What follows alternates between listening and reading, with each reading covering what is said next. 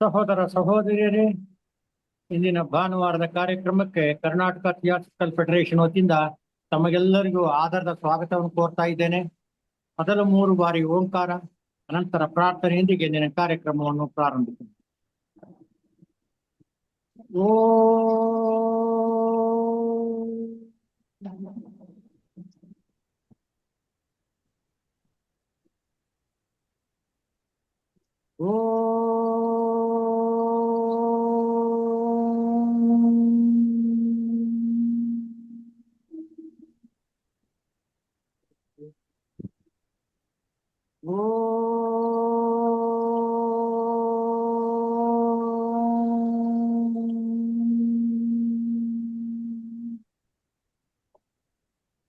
ಪ್ರತಿ ಅಣುವಿನಲ್ಲಿಯೂ ಚಲಿಸುತ್ತಿರುವ ಗುಪ್ತ ಚೇತನವೇ, ಪ್ರತಿ ಪ್ರಾಣಿಯಲ್ಲಿಯೂ ಬೆಳಗುತ್ತಿರುವ ಗುಪ್ತ ಜ್ಯೋತಿಯೇ, ಎಲ್ಲವನ್ನೂ ಒಂದನ್ನಾಗಿ ಸೇರಿಸಿರುವ ಗುಪ್ತ ಪ್ರೇಮವೇ, ನಿನ್ನೊಡನೆ ಒಂದಾಗಿ ಹೆನೆಂದು ತಿಳಿದಿರುವ ಪ್ರತಿಯೊಬ್ಬನು ಆ ಕಾರಣದಿಂದಲೇ ಇತರರೊಂದಿಗೂ ತನ್ನ ಐಕ್ಯತೆಯನ್ನರಿಯಲಿ.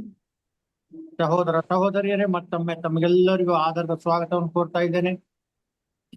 ಇಂದಿನ ನಮ್ಮ ಉಪನ್ಯಾಸಕರು ಸೋದರಿ ರತ್ನಾಕರ ಮಾಧವಿ ಅವರು. ಅವರ ಪರಿಚಯನ ಸೋದರ ರಾಮಚಂದ್ರ ಅವರು ಮಾಡಿಕೊಂಡಿದ್ದಾರೆ. Over to Ramachandra. ಎಲ್ಲ ಶ್ರೋತೃ ಬಾಂಧವರಿಗೆಲ್ಲ ಶುಭ ಸಂಜೆ. ಇಂದಿನ ಉಪನ್ಯಾಸಕರಾದಂತಹ ಸೋದರಿ ರತ್ನಾಕರ ವಿಶ್ವನಾಥರವರ ಪರಿಚಯ. ಸೋದರಿ ರತ್ನಾಕರ ಮಾಧವಿ ಇವರು ಪ್ರಸ್ತುತ KTF ಉಪನ್ಯಾಸಕರು ಹಾಗೂ ಶ್ರೀನಿವಾಸಪುರ ಸತ್ಯಕಾಮ ಲಾಡ್ಜಿನ ಅಧ್ಯಕ್ಷರು. ತಮ್ಮ ವೃತ್ತಿಯಲ್ಲಿ 32 ವರ್ಷಗಳ ಕಾಲ ಸರ್ಕಾರಿ ಕಾಲೇಜಿನ ಉಪನ್ಯಾಸಕರಾಗಿ ಹಾಗೂ ಇತ್ತೀಚೆಗೆ ಪ್ರಾಂಶುಪಾಲರಾಗಿ ನಿವೃತ್ತಿ ಹೊಂದಿದ್ದಾರೆ. ಇವರು ಸುಮಾರು 30 ವರ್ಷಗಳ ಹಿಂದೆ TS ಸದಸ್ಯತ್ವವನ್ನು ಪಡೆದು ರಾಜ್ಯದ ನಾನಾ ಕಡೆ ತಮ್ಮ ಪ್ರಬುದ್ಧ, ಅರ್ಥ ಗರ್ಭಿತ ಹಾಗೂ ಸರಳ ಭಾಷಣಗಳನ್ನು ನೀಡುತ್ತಿದ್ದಾರೆ. KTFನ ವಾರ್ಷಿಕ ಶಿಬಿರಗಳಲ್ಲಿಯೂ ಸಹ ಭಾಗವಹಿಸಿ ತಮ್ಮ TS ಪ್ರಸಾರ ಮತ್ತೆ ಪ್ರಚಾರಕ್ಕಾಗಿ ದುಡಿಯುತ್ತಿದ್ದಾರೆ. ಇವರು ತಂದೆಯವರಾದ ಸೋದರ ರತ್ನಾಕರ ವಿಶ್ವನಾಥ್ ಅವರ ಸುಪುತ್ರಿಯಾಗಿದ್ದು ತಮ್ಮ ಇಡೀ ಕುಟುಂಬ TS ಸೇವೆಗಾಗಿ ಮುಡುಪಾಗಿ ಇಟ್ಟಿದ್ದಾರೆ. ಶ್ರೀನಿವಾಸಪುರ ಲಾಡ್ಜ್ ಕಟ್ಟಡ ಇಲ್ಲದ ಸಮಯದಲ್ಲಿ ಸುಮಾರು 20 ವರ್ಷಗಳ ಕಾಲ TS ಉಪನ್ಯಾಸಗಳನ್ನು ತಮ್ಮ ಮನೆಯಲ್ಲಿಯೇ ನೆರವೇರಿಸಿದ್ದಾರೆ. ಇವರು ಮನೆಯು ಆದರದ ಸತ್ಕಾರ ಮತ್ತು ನಿಸ್ವಾರ್ಥ ಸೇವೆಗಾಗಿ ಪ್ರಸಿದ್ಧಿಯಾಗಿದೆ. ಈಗ ಪ್ರಸ್ತುತ ಸತತವಾಗಿ 9 ವರ್ಷಗಳಿಂದ ಶ್ರೀನಿವಾಸಪುರ ಲಾಡ್ಜಿನ ಅಧ್ಯಕ್ಷರಾಗಿ ಹಾಗೂ ಪ್ರತಿ ತಿಂಗಳು ಮೊದಲನೆಯ ಭಾನುವಾರ TS ಕಾರ್ಯಕ್ರಮವನ್ನ ಶ್ರೀನಿವಾಸಪುರ ಲಾಡ್ಜಿನಲ್ಲಿ ಚೊಕ್ಕಟವಾಗಿ ಅಚ್ಚುಕಟ್ಟಾಗಿ ನೆರವೇರಿಸಿ ಬಂದಿದ್ದಾರೆ. ಹಾಗೂ ಇದಲ್ಲದೆ ಕೋಲಾರ ಮತ್ತು ಚಿಕ್ಕಬಳ್ಳಾಪುರ ಜಿಲ್ಲೆಗಳಲ್ಲಿ ಪ್ರತಿ ಭಾನುವಾರ ಇವರ ಕಾರ್ಯಕ್ರಮಗಳನ್ನು ನೀಡುತ್ತಾ ಬಂದಿದ್ದಾರೆ. ಇವರನ್ನು ನಿಮ್ಮೆಲ್ಲರ ಪರವಾಗಿ ಹೃತ್ಪೂರ್ವಕವಾಗಿ ಸ್ವಾಗತಿಸುತ್ತಾ ಹಾಗೂ ಇಂದಿನ ಆನ್ಲೈನ್ ಉಪನ್ಯಾಸ ದೇಹಾತ್ಮದ ಬಗ್ಗೆ ಉಪನ್ಯಾಸ ನೀಡಬೇಕೆಂದು ಕೋರುತ್ತೇನೆ. ನಾವು mic over to Madhavi madam.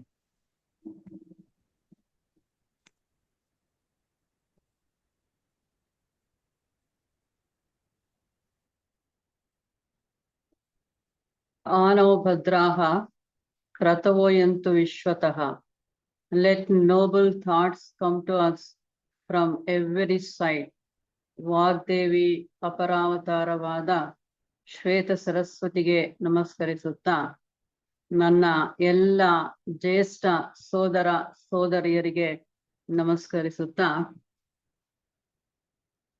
ಮುಂಡಕೋಪನಿಷತ್ತಿನಲ್ಲಿ ಒಂದು ಶ್ಲೋಕದೊಂದಿಗೆ ನಮ್ಮ ಈ ಉಪನ್ಯಾಸವನ್ನ ಪ್ರಾರಂಭ ಮಾಡೋಣ. ಆ ಶ್ಲೋಕ ಈ ರೀತಿ ಇದೆ: ತದೇತತ್ ಸತ್ಯಂ ಯಥಾ ಸುದೀಪ್ತಾತ್ ಪಾವಕಾತ್ ವಿಸ್ಫುಲಿಂಗಾಃ ಸಹಸ್ರಶಃ ಪ್ರಭವಂತೆ ಸ ರೂಪಾಃ ತಥಾ ಅಕ್ಷರಾತ್ ವಿವಿಧಾಃ ಸೌಮ್ಯ ಭಾವಾಃ ಪ್ರಜಾಯಂತೆ ತತ್ರ ಚೈವಾಪಿಯಂತಿ ಅಂತ. ಅಂದ್ರೆ ಏತತ್ ಸತ್ಯಂ, ಇದು ಸತ್ಯ. ಯಾವುದು ಸತ್ಯ ಅಂದ್ರೆ ಶ್ಲೋಕದ ಪ್ರಾರಂಭದಲ್ಲೇ ಹೇಳ್ತಾ ಇದ್ದಾರೆ ಇದು ಸತ್ಯ. ಅಂದ್ರೆ ನಮ್ಗೆ ಅದ್ರಲ್ಲಿ ಎಷ್ಟು ನಂಬಿಕೆ ಬರ್ಬೇಕು ಅಂತ.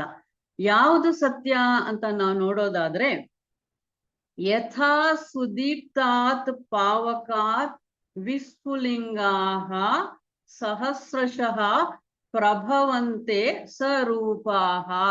ಯಾವ ರೀತಿಯಲ್ಲಿ ಸುದೀಪ್ತಾತ್ ಪಾವಕಾತ್ ಅಂದ್ರೆ ಜ್ವಾಜ್ವಲ್ಯಮಾನವಾಗಿ ಬೆಳಗುತ್ತಿರುವಂತಹ ಬೆಂಕಿಯಿಂದ, ಸುದೀಪ್ತಾತ್ ಅಂದ್ರೆ ಜ್ವಾಜ್ವಲ್ಯಮಾನವಾಗಿ, ವಿಸ್ಫುಲಿಂಗಾಹ ಅಂದ್ರೆ ಕಿಡಿಗಳು, ಅಂದ್ರೆ ಬೆಂಕಿಯಿಂದ ಕಿಡಿಗಳು ಹಾರು ಬರ್ತಾ ಇದೆ.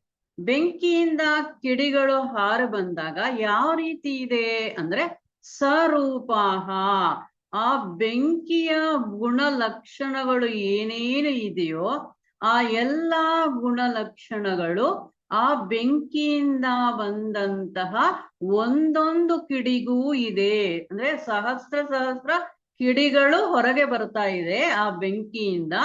ಆದರೆ ಆ ಬೆಂಕಿಯಿಂದ ಬಂದಂತಹ ಎಲ್ಲಾ ಸಹಸ್ರ ಕಿಡಿಗಳಿಗೂ ಬೆಂಕಿಯಲ್ಲೇ ಇರುವಂತಹ ಆ ಗುಣ ವಿಶೇಷಗಳು ಇದೆ. ಹಾಗೆಯೇ ಏನು? ತಥಾ ಅಕ್ಷರಾತ್ ವಿವಿಧಾಹ ಸೌಮ್ಯ ಭಾವಾಹ. ಅದೇ ರೀತಿಯಲ್ಲಿ ಯಾವ ರೀತಿಯಲ್ಲಿ ಬೆಂಕಿಯಿಂದ ಕಿಡಿಗಳು ಹೊರಗೆ ಬಂತೋ, ಅದೇ ಗುಣಲಕ್ಷಣಗಳು ಉಳ್ಳ ಕಿಡಿಗಳು ಹೊರಗೆ ಬಂತೋ, ಅದೇ ರೀತಿಯಲ್ಲಿ ಅಕ್ಷರಾತ್ ಅಂದ್ರೆ ಕ್ಷರ ಅಂದ್ರೆ ನಾಶ, ಅಕ್ಷರ ಅಂದ್ರೆ ನಾಶವಿಲ್ಲ, ನಾಶವಿಲ್ಲದಂತಹ ಆ ಪರಬ್ರಹ್ಮ ಚೈತನ್ಯದಿಂದ, ಆ ಪರಬ್ರಹ್ಮ ಚೈತನ್ಯದ ಲಕ್ಷಣವುಳ್ಳ ಅದೇ ಗುಣ ವಿಶೇಷಗಳುಳ್ಳ ಆತ್ಮಗಳು ಪ್ರಜಾಯಂತೆ ಹುಟ್ಟಿ ಬಂದವು. ಅಷ್ಟೇ ಅಲ್ಲ, ತತ್ರ ಚೈವ ಆಪಿಯಂತಿ, ಎಲ್ಲಿಂದ ಹುಟ್ಟಿ ಬಂದವೋ ಅಲ್ಲಿಗೆ ಹೋಗಿ ಅದು ಸೇರ್ಬೇಕಾಗಿದೆ. ಏತತ್ ಸತ್ಯಂ, ಇದು ನಮ್ಮ ಈಗಿನ ಉಪನ್ಯಾಸವಾದಂತಹ ದೇಹಾತ್ಮದ ಪರಿಪೂರ್ಣವಾದ ಅರ್ಥವನ್ನ ಕೊಡುವಂತಹ ಶ್ಲೋಕ. ಅಂದ್ರೆ ನಾವೆಲ್ಲಿಂದ ಬಂದಿದೀವಿ, ಎಲ್ಲಿಗೆ ವಾಪಸ್ಸು ಹೋಗ್ಬೇಕಾಗಿದೆ ಅಂದ್ರೆ ಈ ಇಡೀ ವಿಶ್ವವೆಲ್ಲ, ಈ ವಿಶ್ವದಲ್ಲಿನ ಈ ಭೂತಕೋಟಿ ಅಂತ ನಾವೇನ್ ಕರೀತಾ ಇದ್ದೀವಿ ಅವೆಲ್ಲವೂ ಕೂಡ ಆ ಭಗವತ್ ಚೈತನ್ಯದಿಂದಲೇ ಬಂದಿರೋಂಥದ್ದು. ಈ ಸಂಸರಣೆಯ ಅಂತ್ಯದಲ್ಲಿ ಭಗವತ್ ಚೈತನ್ಯದಲ್ಲೇನೆ ಸೇರ್ಬೇಕಾಗಿರೋಂಥದ್ದು. ಎಲ್ಲಿಂದ ಬಂದೆವೋ ಅಲ್ಲಿಗೇನೆ ವಾಪಸ್ಸು ಹೋಗ್ಬೇಕಾಗಿದೆ. ಈ ಸಂಸರಣೆಯೇ, ಈ ಮಾರ್ಗವೇ ನಾವು ಅನುಸರಿಸ್ಬೇಕಾಗಿರೋಂಥದ್ದು. ಅಂದ್ರೆ ಎಲ್ಲಿಂದ ಬಂದ್ವಿ, ರಮಣ ಮಹರ್ಷಿಗಳನ್ನ ದೂರ ದೇಶದಿಂದ ಬಂದಿರೋಂಥ ಒಬ್ಬ ಪ್ರವಾಸಿಗರು ಏನಾದ್ರೂ ನನ್ಗೆ ಒಂದು ವಿಚಾರವನ್ನ ತಿಳಿಸ್ಕೊಡಿ ಅಂತ ಹೇಳಿದಾಗ ಆ ಮೌನ ರುಚಿಗಳು ಒಂದೇ ಮಾತು ಹೇಳಿದ್ರು, ಎಲ್ಲಿಂದ ಬಂದೆಯೋ ಅಲ್ಲಿಗೆ ವಾಪಸ್ ಹೋಗು. ಅಂದ್ರೆ ಅವ್ರೇನ್ ಅನ್ಕೊಂಡ್ರು, ಯಾವ ದೇಶದಿಂದ ಬಂದೋ ಆ ದೇಶಕ್ಕೆ ವಾಪಸ್ ಹೋಗು ಅಲ್ಲ, ನಾನು ಯಾವ ಪರಬ್ರಹ್ಮ ಚೈತನ್ಯದಿಂದ ಬಂದೆನೋ, ಯಾವ ಪರಬ್ರಹ್ಮ ಚೈತನ್ಯದ ಲಕ್ಷಣಗಳನ್ನ ಬೀಜ ರೂಪವಾಗಿ ಹೊಂದಿ ಬಂದೆನೋ ಆ ಪರಬ್ರಹ್ಮ ಚೈತನ್ಯದಲ್ಲೇ ಲೀನವಾಗುವಂತಹ ಈ ಮಾರ್ಗಕ್ಕೇನೆ ನಾವು ಸಂಸರಣೆ ಅಂತ ಕರಿತಾ ಇದ್ದೀವಿ. ಅಂದ್ಮೇಲೆ ನಾವೆಲ್ಲರೂ ಕೂಡ, ಪ್ರತಿ ಜೀವಕೋಟಿಯೂ ಕೂಡ ಹುಟ್ಟಿ ಬಂದಿದೀವಿ ಅಂದ್ರೆ ಇದರ ಅರ್ಥ ಏನು ಅಂದ್ರೆ ನಾವು ಪೂರ್ಣರು ಅಲ್ಲ ಅಂತ. ಯಾಕೆ? ನಾವು ಕರ್ಮ ಬಂಧನದಿಂದ ಹುಟ್ಟಿ ಬಂದಿರೋಂಥವ್ರು. ಕರ್ಮ ಬಂಧನದಲ್ಲಿ ನಾವು ಸಿಲುಕು ಹಾಕೊಂಡಿದೀವಿ ಅಂದ್ರೆ ನಮ್ಮಲ್ಲಿ ಪೂರ್ಣತ್ವ ಇಲ್ಲ. ಇನ್ನು ಪೂರ್ಣತ್ವ ಇರೋದು ಎಲ್ಲಿ? ಅವನಲ್ಲಿ ಮಾತ್ರ. ಯಾರಲ್ಲಿ? ಆ ಪರಬ್ರಹ್ಮ ಚೈತನ್ಯದಲ್ಲಿ ಮಾತ್ರ ಪೂರ್ಣತ್ವ ಇದೆ. ಆ ಪೂರ್ಣತ್ವದ ಬೀಜದಿಂದ ನಾವು ಹುಟ್ಟಿ ಬಂದಿದೀವಿ. ಆದ್ರೆ ನಾವು ಕರ್ಮ ಬಂಧನಕ್ಕೆ ಸಿಲುಕು ಹಾಕೊಂಡಿದೀವಿ. ನಾವು ನಮ್ಮ ಸಂಸರಣೆಯ ಮಾರ್ಗದಲ್ಲಿ ಮುಂದುವರೆದು ಆ ಪರಬ್ರಹ್ಮ ಚೈತನ್ಯದಲ್ಲೇನೆ ಒಂದಾಗ್ಬೇಕು. ಯಾವಾಗ ನಾವು ಪೂರ್ಣತ್ವವನ್ನು ಹೊಂದಿಲ್ಲ ಅನ್ನೋದು ನಮ್ಗೆ ಅರ್ಥ ಆಗುತ್ತೋ ಅಲ್ಲೇ ನಮ್ಗೆ ಅರ್ಥ ಆಯಿತು ನಮಗೆ ನಮ್ಮದೇ ಆದ ಪರಿಮಿತಿ, ಲಿಮಿಟೇಷನ್ಸ್ ಇದೆ. ಅಂದ ಮೇಲೆ ಆ ಲಿಮಿಟೇಷನ್ಸ್ ಅನ್ನ, ಪರಿಮಿತಿಗಳನ್ನ ನಾವು ಗೆದ್ದು ಶಕ್ತಿ ವಿಶೇಷಗಳನ್ನ, ಯಾವ ಶಕ್ತಿ ವಿಶೇಷಗಳನ್ನ? ದೈವಿಕ ಚೈತನ್ಯದ ಶಕ್ತಿ ವಿಶೇಷಗಳನ್ನ ನಾವು ಹೊಂದಿ ಪೂರ್ಣತ್ವವನ್ನ ಪಡಿಬೇಕಾಗಿದೆ. ಸರಿ, ನಾವು ಈ ಸಂಸರಣೆಯ ಮಾರ್ಗದಲ್ಲಿ ನಡಿಬೇಕಾದ್ರೆ ಈ ಇಡೀ ಬ್ರಹ್ಮಾಂಡವೇ ನಮ್ಮ ಜೀವ ಸಂಸರಣೆಗೆ ಒಂದು ವಿಶಾಲವಾಗಿರುವಂತಹ ಕ್ಷೇತ್ರ. ನಾವಿಲ್ಲೇ ಇದನ್ನೇ ನಾವು ಕರ್ಮಭೂಮಿ ಅಂತ ಕರಿತಾ ಇದೀವಿ. ನಾವು ವಿಕಾಸವನ್ನ ಹೊಂದಬೇಕಾದ್ರೆ ಇಲ್ಲೇ ಸಾಧ್ಯ, ಈ ಭೂಮಿಯಲ್ಲೇ ನಾವು ವಿಕಾಸವನ್ನ ಹೊಂದಿ ಪೂರ್ಣತ್ವವನ್ನ ಹೊಂದಬೇಕಾಗಿದೆ. ಹಾಗಾಗಿ ಈ ಕ್ಷೇತ್ರವನ್ನ ನಾವು ಸಾಂದ್ರತೆಯ ಮಟ್ಟಗಳು ಅಂತ ಕರೀತಾ ಇದ್ವಿ. 7 ಹಂತಗಳಲ್ಲಿ ನಾವು ಈ ಕ್ಷೇತ್ರಗಳನ್ನ ನೋಡ್ತಾ ಇದ್ವಿ. ಅಂದ್ರೆ ಯಾವುದು ಆ 7 ಹಂತಗಳು ಅಂದ್ರೆ ಅದನ್ನೇ ನಮ್ಮ ಥಿಯಾಸಫಿ ಪ್ರಜ್ಞಾ ಹಂತಗಳು ಅಂತ ಕರೆಯುತ್ತೆ. 7 ಲೇಯರ್ಸ್ ಆಫ್ ಕಾನ್ಶಿಯಸ್ನೆಸ್, ಸ್ತರಗಳು, ಲೇಯರ್ಸ್ ಅಂತ ಕರೀತಾ ಇದ್ವಿ. ಅದೇ ಯಾವುದು ಇದು ಅಂದಾಗ ನಾವು ಮೇಲಿಂದ ನೋಡ್ಕೊಂಡು ಬಂದ್ರೆ ಯಾವುದು? ಆದಿಲೋಕ, ಅನುಪಾದಕ ಲೋಕ, ಆತ್ಮಲೋಕ, ಬುದ್ಧಿಲೋಕ, ಮನೋಲೋಕ, ಕಾಮಲೋಕ ಹಾಗೂ ಸ್ಥೂಲ ಲೋಕ. ಹಾಗೆ ಅದನ್ನ ನಾವು ಮುಂದುವರಿಸ್ಕೊಂಡು ಸ್ಥೂಲ ಲೋಕದಿಂದ ಮತ್ತೆ ವಾಪಸ್ ಅವತರಣ, ಆರೋಹಣ ಅಂತ ನಾವು ನೋಡ್ಕೊಂಡ್ರೆ ಸ್ಥೂಲ, ಕಾಮ, ಮನೋಲೋಕ, ಬುದ್ಧಿ, ಆತ್ಮ, ಹಾಗೇನೆ ಅನುಪಾದಕ ಹಾಗೂ ಆದಿ ಲೋಕ. ಇದನ್ನ ನಾವು ನೋಡಿದಾಗ ನಮ್ಮ ಇಂದ್ರಿಯಗಳಿಗೆ ಗೋಚರವಾಗುವಂತಹ ಈ ಲೋಕವನ್ನ ನಾವು ಸ್ಥೂಲ ಲೋಕ ಅಂತ ಕರೀತಾ ಇದೀವಿ. ಇದಕ್ಕಿಂತಲೂ ಸೂಕ್ಷ್ಮವಾಗಿರುವಂತಹ, ಸೂಕ್ಷ್ಮತರವಾಗಿರುವಂತಂದ್ರೆ ಅತಿ ಸೂಕ್ಷ್ಮತೆಯಲ್ಲಿ ಹೆಚ್ಚು ಹೆಚ್ಚುತ್ತಾ ಹೋಗುವಂತಹ ಲೋಕಗಳನ್ನ ನಾವು 7 ಲೋಕ ಅಂದ್ರೆ ಸ್ಥೂಲ ಬಿಟ್ರೆ ಉಳಿದಿರುವಂತಹದ್ದು 6 ಲೋಕಗಳು. ಇದನ್ನೇ ನಾವು ಪ್ರಜ್ಞಾ ಹಂತಗಳು ಅಥವಾ ಪ್ರಜ್ಞಾ ಮಟ್ಟಗಳು ಅಂತ ಕರೆದ್ವಿ. ಈ ಸ್ಥೂಲ ಲೋಕಕ್ಕಿಂತ ಸೂಕ್ಷ್ಮವಾಗಿರುವಂಥದ್ದು ಕಾಮಲೋಕ, ಕಾಮಲೋಕಕ್ಕಿಂತ ಸೂಕ್ಷ್ಮವಾಗಿರುವಂತಹದ್ದು ಮನೋಲೋಕ. ಹೀಗೆ ಎಲ್ಲಿ ನಾವು ಸೂಕ್ಷ್ಮತೆ ಅಂತ ಕರೀತಾ ಇದೀವೋ ಆ ಸೂಕ್ಷ್ಮತೆ ಹೆಚ್ಚಿದಷ್ಟು ಕೂಡ ಅದರ ವ್ಯಾಪಕತೆ ಹೆಚ್ಚು, ವ್ಯಾಪಕತೆ ಹೆಚ್ಚಿದಷ್ಟು ಅದಕ್ಕೆ ಶಕ್ತಿ ಹೆಚ್ಚು. ಈ ಲೋಕಗಳನ್ನೇ ನಾವು ತ್ರಿಭುವನ ಅಥವಾ ತ್ರಿಲೋಕ, ಭೂಹು, ಭುವಃ, ಸುವಹ ಅಂತ ಕರೀತಾ ಇದೀವಿ. ಆಯಾ ಪ್ರಕೃತಿಯ ತತ್ವದೊಂದಿಗೆ ಅಂದ್ರೆ ಸ್ಥೂಲ ಲೋಕದ ಪ್ರಕೃತಿಯ ತತ್ವದೊಂದಿಗೆ ತನ್ನ ವ್ಯವಹಾರವನ್ನು ನಡೆಸೋದಿಕ್ಕಾಗಿ ಸ್ಥೂಲ ಶರೀರ, ಕಾಮಲೋಕದ ಪ್ರಕೃತಿಯ ತತ್ವದೊಂದಿಗೆ ತನ್ನ ವ್ಯವಹಾರವನ್ನ ನಡೆಸೋದಿಕ್ಕಾಗಿ ಕಾಮ ಶರೀರ, ಹಾಗೆ ಮನೋಲೋಕದ ತತ್ವದೊಂದಿಗೆ ವ್ಯವಹಾರವನ್ನ ನಡೆಸೋದಿಕ್ಕಾಗಿ ಮನೋ ಶರೀರ ಅಂದ್ರೆ ಸ್ಥೂಲ ಶರೀರ ಸ್ಥೂಲ ಲೋಕ, ಕಾಮ ಶರೀರ ಕಾಮಲೋಕ, ಹಾಗೆ ಮನೋ ಶರೀರ ಮನೋಲೋಕ. ಒಂದು ಅಂಶ ಆದ್ರೆ ಇನ್ನೊಂದು ಅಂಶನ ನಾವು ಗಮನಿಸ್ಬೇಕಾಗಿರುವಂತಹದ್ದು, ಪ್ರತಿಯೊಂದು ಲೋಕದಲ್ಲೂ 7 ಉಪಲೋಕಗಳು ಇದೆ. ಅಂದ್ರೆ ಸ್ಥೂಲ ಲೋಕದಲ್ಲಿ 7 ಉಪಲೋಕ, ಕಾಮಲೋಕದಲ್ಲಿ 7 ಉಪಲೋಕ, ಅದೇ ರೀತಿಯಲ್ಲಿ 7 ಲೋಕಗಳಲ್ಲೂ 7 ಉಪಲೋಕಗಳು ಇದೆ. ಹಾಗೇನೆ ನಾವು ನಮ್ಮ ಆಧ್ಯಾತ್ಮಿಕ ವಿಚಾರಕ್ಕೆ ಬಂದಾಗ ಸಪ್ತಸಪ್ತಿ ಅನ್ನುವಂತ ಪದವನ್ನು ನೋಡ್ತೀವಿ. ಅಂದ್ರೆ ಒಂದೊಂದು ಲೋಕದಲ್ಲೂ 7 ಉಪಲೋಕ, ಆ ರೀತಿಯಾದ 7 ಲೋಕಗಳಲ್ಲೂ 7 ಉಪಲೋಕಗಳನ್ನ ನಾವು ಸಪ್ತ ಸಪ್ತಿ ಅಂತ ಕರೀತಾ ಇದ್ದೀವಿ. ಹಾಗೆ ನಾವು ನೋಡಿದಾಗ ನಮಗೆ ಈ ಸಂದರ್ಭಕ್ಕೆ ಅಂದ್ರೆ ಈ ಉಪನ್ಯಾಸಕ್ಕೆ ಬೇಕಾಗಿರುವಂತ ದೇಹಾತ್ಮ ಅನ್ನುವಂತಹ ಉಪನ್ಯಾಸಕ್ಕೆ ಬೇಕಾಗಿರೋದನ್ನ ನಾವು ಏನಂತ ನೋಡ್ತಾ ಇದ್ದೀವಿ? Physical, astral and mental plane. ಇದನ್ನ ಮಾತ್ರ ನಾವು ಸಾಮಾನ್ಯ ಸಾಧಕನು ಸಾಧಿಸಬೇಕಾಗಿರುವಂತಹ ಕಾರ್ಯಕ್ಷೇತ್ರ ಇರುವಂತಹದ್ದು ಇಲ್ಲೇನೆ. ಇನ್ನ ಉನ್ನತ ಲೋಕಗಳಿಗೆ ಹೋದಾಗ ಅದು ಉನ್ನತಾತ್ಮರು ಅಂದ್ರೆ ಸಾಧನೆಯಲ್ಲಿ ಮುಂದುವರೆದಿರುವಂತಹವರು, ಸಾಧನೆಯನ್ನ ಮುಂದುವರಿಸುವಂತ ಕ್ಷೇತ್ರ. ಇನ್ನು ಉಳಿದಂತಹ ಅನುಪಾದಕ ಹಾಗೂ ಆದಿಲೋಕಗಳು ಅದು ಪರಬ್ರಹ್ಮ ಚೈತನ್ಯದ ಲೋಕಗಳು. ಅಂದ್ರೆ ಈಗ ನಮ್ಮ ಗಮನಕ್ಕೆ ಬರ್ಬೇಕಾಗಿರುವಂತದ್ದು ಸಾಧನೆಗೆ ಅತಿ ಮುಖ್ಯವಾಗಿ ನಾವು ಗಮನಿಸ್ಬೇಕಾಗಿರುವಂತದ್ದು ಸ್ಥೂಲ, ಕಾಮ ಹಾಗೂ ಮನೋಲೋಕಕ್ಕೆ ನಾವು ಬಂದಾಗ ಏನು ನಾವು ಈಗ ಉಪಲೋಕಗಳು ಅಂತ ನೋಡಿದ್ವು. ಈ ಸ್ಥೂಲ ಲೋಕವನ್ನ ಕೂಡ ನಾವು 2 ಭಾಗನ ಮಾಡ್ತೀವಿ, ಆದ್ರೆ ಅದರ ಕಡೆ ಹೆಚ್ಚಿನ ಗಮನವನ್ನ ಕೊಡೋದಿಲ್ಲ.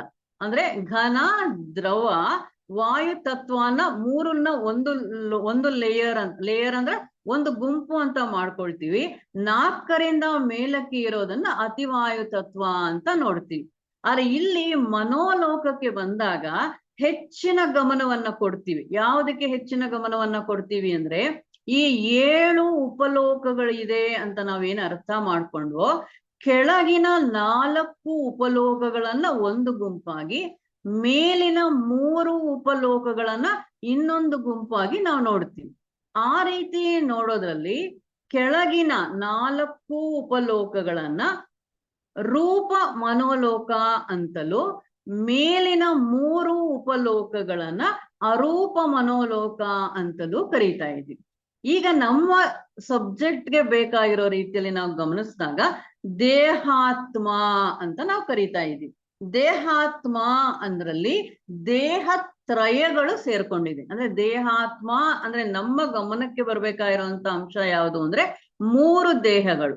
ಯಾವುದು ಆ 3 ದೇಹಗಳು ಅಂತ ನಾವು ನೋಡಿದಾಗ, ಮೊದಲನೇದಾಗಿ ಸ್ಥೂಲ ದೇಹ, ಎರಡನೇದಾಗಿ ಕಾಮದೇಹ, ಇನ್ನು 3ನೇದಾಗಿ ಬಂದಾಗ ನಮ್ಗೆ ಕೆಳಗಿನ ಮನೋದೇಹ, ಅದನ್ನೇ ನಾವು ರೂಪ ಮನೋದೇಹ ಅಂತ ಕರಿತಾ ಇದ್ವಿ. ಇವು 3ನ್ನ ಸೇರಿಸಿ ನಾವು ದೇಹತ್ರಯ ಅಂತ ಕರಿತಾ ಇದೀವಿ.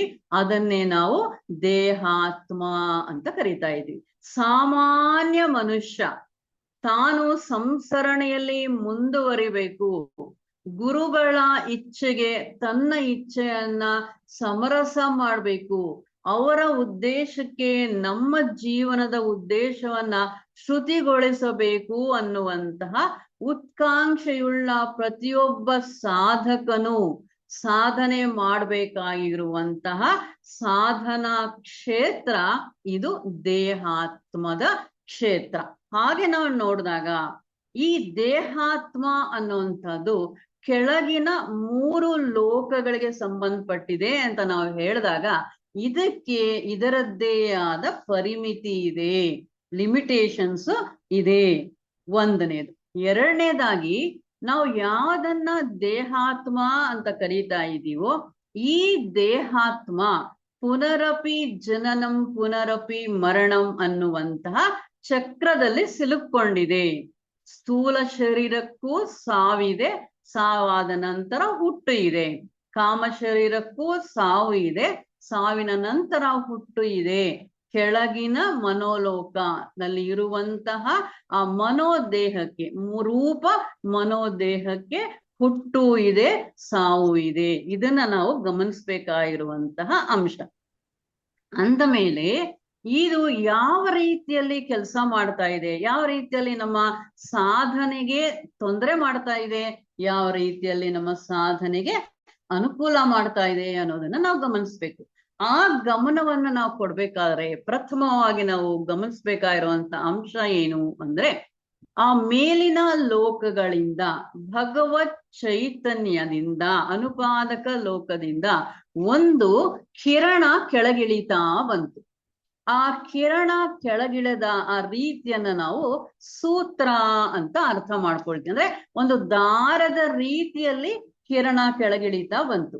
ಆ ದಾರದ ರೀತಿಯಲ್ಲಿ ಬಂದಿರುವಂತಹ ಆ ಪರಬ್ರಹ್ಮ ಚೈತನ್ಯದ ಒಂದು ಕಿರಣ ಕೆಳಗೆ ಇಳಿತಾ ಇಳಿತಾ ಇಳಿತಾ ಕೆಳಗಿನ ದೇಹಗಳನ್ನ ಅದ್ರ ಜೊತೆ ಪೋಣಿಸ್ಕೊಳ್ತಾ ಬಂತು. ಅದು ಯಾವ ರೀತಿಯಲ್ಲಿ ಕಾಣಿಸ್ತಾ ಇದೆ ಅಂದ್ರೆ, ಆ ದಾರಕ್ಕೆ ಮಣಿಗಳನ್ನ ಪೋಣಿಸಿದ್ರೆ, ಗೀತೆಯಲ್ಲಿ ಪರಮಾತ್ಮ ಸೂತ್ರೇ ಮಣಿಗಣ ಇವ. ಒಂದು ದಾರಕ್ಕೆ ಮಣಿಗಳನ್ನ ಪೋಣಿಸಿದ ರೀತಿಯಲ್ಲಿ ಆ ಭಗವತ್ ಕಿರಣಕ್ಕೆ ಒಂದೊಂದು ದೇಹಾನು ಪೋಣಿಸ್ಕೊಂಡು ಬಂದು ಕೆಳಗಡೆಗೆ ಇಳಿತಾ ಬಂತು, ಅವತರಣಿಕೆ ಆಯ್ತು. ಹಾಗೆ ನಾವು ನೋಡಿದಾಗ ಆ ಭಗವತ್ ಚೈತನ್ಯದ ಬೀಜ ಅಥವಾ ಅಂಶ ಎಲ್ಲಾ ದೇಹಗಳಲ್ಲೂ ಸೇರ್ಕೊಂಡು ಆಯ್ತು. ಈಗ ಆ ದೇಹಗಳನ್ನ ಆರೋಗ್ಯವಾಗಿ ಕಾಪಾಡ್ಕೊಳ್ಳುವಂಥದ್ದು ನಮ್ಮ ಕರ್ತವ್ಯ ಅಂತ ನಾವು ನೋಡಿದ್ರೆ, ಸ್ಥೂಲ ದೇಹದ ಆರೋಗ್ಯದ ಕಡೆ ನಮ್ಗೆ ಹೆಚ್ಚಿನ ಗಮನ ಇದೆ. ಹಾಗಾಗಿ ಅದಕ್ಕೆ ಬೇಕಾಗಿರುವಂತಹ ಒಳ್ಳೆಯ ರೀತಿಯ ಆಹಾರವನ್ನ ಕೊಟ್ಟು ಸ್ಥೂಲ ದೇಹವನ್ನ ಆರೋಗ್ಯವಾಗಿ ಇಟ್ಕೋಬೇಕು ಅನ್ನುವಂಥ ಗಮನ ಈಗ ಎಲ್ಲರಿಗೂ ಇದೆ. ಅದೇ ಈ ನಡುವೆ ಅದಿನ್ನು ಹೆಚ್ಚಾಯ್ತು. ಡಯಟ್ ಅಂತಾರೆ, ವ್ಯಾಯಾಮ ಅಂತಾರೆ, ಪ್ರಾಣಾಯಾಮ ಅಂತಾರೆ, ಆಸನ ಅಂತಾರೆ. ಗಮನ ಎಲ್ಲ ಎಲ್ಲಿದೆ?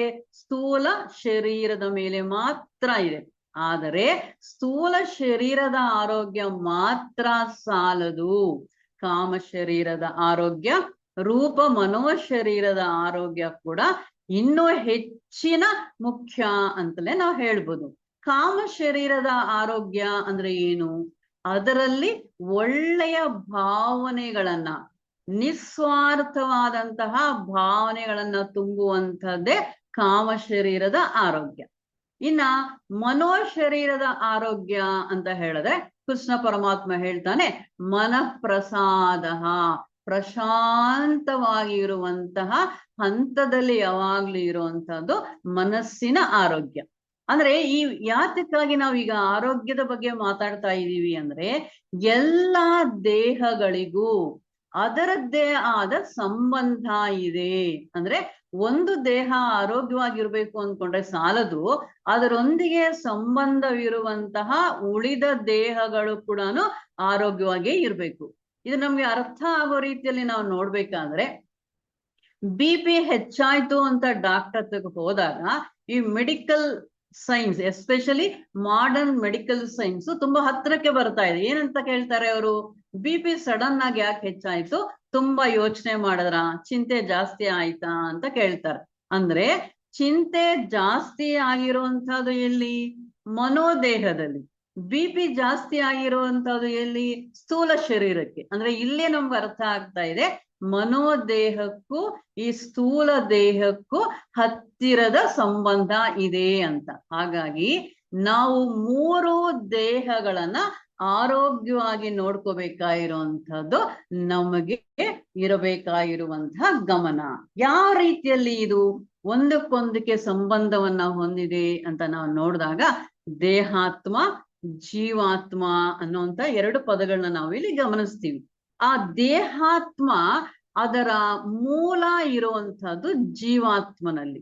ಆದ್ರೆ ಜೀವಾತ್ಮನಿಂದ ಹೊರಗೆ ಬಂದಂತಹ ಈ ದೇಹಾತ್ಮ ಅಂದ್ರೆ ನಮ್ಗೆ ಅರ್ಥ ಆಗ್ತಾ ಇದೆ, ಸ್ಥೂಲ ಶರೀರ, ಕಾಮ ಶರೀರ, ರೂಪ ಮನೋಶರೀರ, ಮೂಲವನ್ನ ಸಂಪೂರ್ಣವಾಗಿ ಮರೆತು ನಾನು ಎಲ್ಲಿಂದ ಬಂದಿದ್ದೀನಿ, ನನ್ನ ಸ್ವಂತ ಮನೆ ಎಲ್ಲಿದೆ, ಅರೆ ನಾನ್ ಮಾಡ್ತಾ ಇರೋಂಥದ್ದು ಏನು ಅನ್ನುವಂಥದ್ದನ್ನ ಸಂಪೂರ್ಣವಾಗಿ ಮರೆತು ಒಂದು ಭ್ರಾಂತಿಯಲ್ಲಿ ಬಿದ್ದು ಲೌಕಿಕವಾಗಿ, ತಾತ್ಕಾಲಿಕವಾಗಿ, ಶಾಶ್ವತ ಅಲ್ಲದೆ ಇರುವಂತಹ ಈ ಸುಖಗಳಿಗೆ ಸೋತು ಹೋಗ್ತಾ ಇದೆ. ತನ್ನ ಸ್ವಂತ ಮನೆಯನ್ನ, ತನ್ನ ಬೇರಿದೆ, ಬೇರು ಎಲ್ಲಿದೆ, ಮೂಲ ಎಲ್ಲಿದೆ ಅನ್ನುವಂಥದ್ದು ಸಂಪೂರ್ಣವಾಗಿ ಮರೆತು ಹೋಯ್ತು.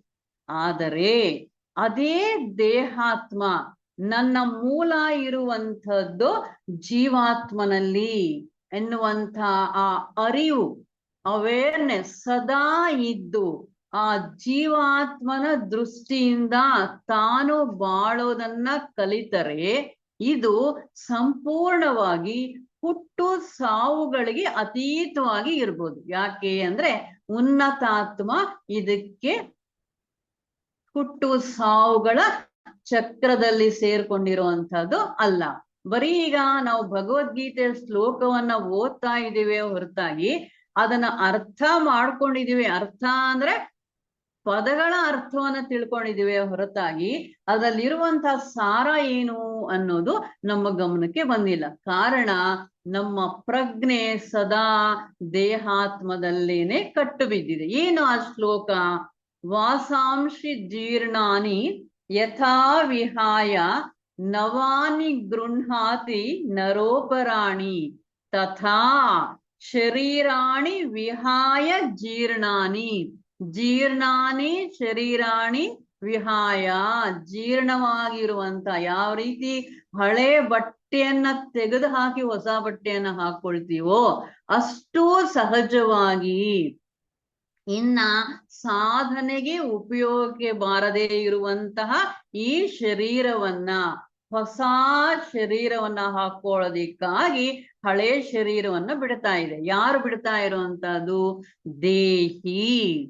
ಇಲ್ಲಿ ಎರಡು ಪದಗಳನ್ನ ನಾವು ನೋಡ್ತಾ ಇದ್ವಿ, ಒಂದು ದೇಹ, ಇನ್ನೊಂದು ದೇಹಿ. ದೇಹಿ ಶಾಶ್ವತವಾಗಿರುವಂತಹ ಆತ್ಮ, ದೇಹಿ ಇರುವಂತಹ ಒಂದು ಸ್ಥಾನ ದೇಹ. ಅಲ್ಲೇ ನಮಗ್ ಕನ್ಫ್ಯೂಸ್ ಆಗ್ತಾ ಇರುವಂತಹದ್ದು. ಆ ಶಾಶ್ವತ ಅಲ್ಲದೆ ಇರುವಂತಹದ್ದು ಯಾವುದು, ಶಾಶ್ವತವಾಗಿ ಇರುವಂತಹದ್ದು ಯಾವುದು ಅನ್ನೋದು ನಮ್ಗೆ ಪರಿಪೂರ್ಣವಾದ ಜ್ಞಾನ ಇಲ್ಲದೆ ಇರುವ ಕಾರಣ ಶಾಶ್ವತವಲ್ಲದಂತಹ ಈ ಶರೀರದಲ್ಲಿ ಶಾಶ್ವತವಾಗಿರುವಂತಹ ದೇಹಿ ಇದಾನೆ ಅನ್ನುವಂತ ಗಮನ ನಮ್ಗೆ ಇಲ್ಲದೆ ಹೋಗ್ತಾ ಇದೆ. ಹಾಗಾಗಿ ನಮ್ಮ ಇಡೀ ಬಾಳಿನ ಉದ್ದೇಶ ಏನು ಅಂದ್ರೆ, ನಮ್ಮ ಇಡೀ ದೇಹಾತ್ಮವನ್ನ ಬುದ್ಧ ಭಗವಾನರು ಸರಳವಾಗಿ ಹೇಳಿದ ರೀತಿಯಲ್ಲಿ ಬಹುಜನ ಹಿತಾಯ ಬಹುಜನ ಸುಖಾಯ ಲೋಕಾನುಕಂಪಾಯ ಅಂದ್ರೆ ಈ ಇಡೀ ದೇಹಾತ್ಮವನ್ನ ಉನ್ನತಾತ್ಮನೊಂದಿಗೆ ಶ್ರುತಿಗೊಳಿಸಿದಾಗ ನಮಗೆ ದೇಹ ಅಂದ್ರೆ ಏನು, ದೇಹಿ ಅಂದ್ರೆ ಏನು ಅನ್ನುವಂಥದ್ದು ಪರಿಪೂರ್ಣವಾಗಿ ಅರ್ಥ ಆಗುತ್ತೆ. ಈ ದೇಹಾತ್ಮನ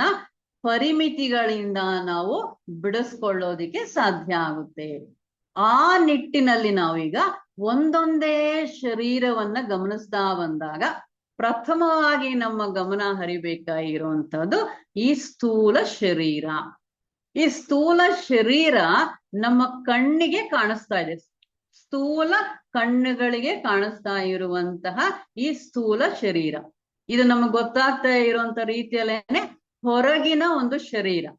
ಅದು ಬೇರೆ ಶರೀರಗಳಿಗೆ, ದೇಹಗಳಿಗೆ ನಾವು ಹೋಲಿಕೆಯನ್ನ ಮಾಡಿ ನೋಡಿದಾಗ ಇದು ಅತಿ ಸಾಂದ್ರವಾಗಿರುವಂತಹದ್ದು, ಸಾಂದ್ರತೆ ಹೆಚ್ಚು ಇರುವಂತಹದ್ದು. ಸಾಂದ್ರತೆ ಹೆಚ್ಚು ಇದ್ರೂ ಕೂಡ ಈ ಶರೀರಕ್ಕೆ ಅದರದ್ದೇ ಆದ ಶರೀರ ಪ್ರಜ್ಞೆ ಅನ್ನುವಂಥದ್ದು ಇದೆ.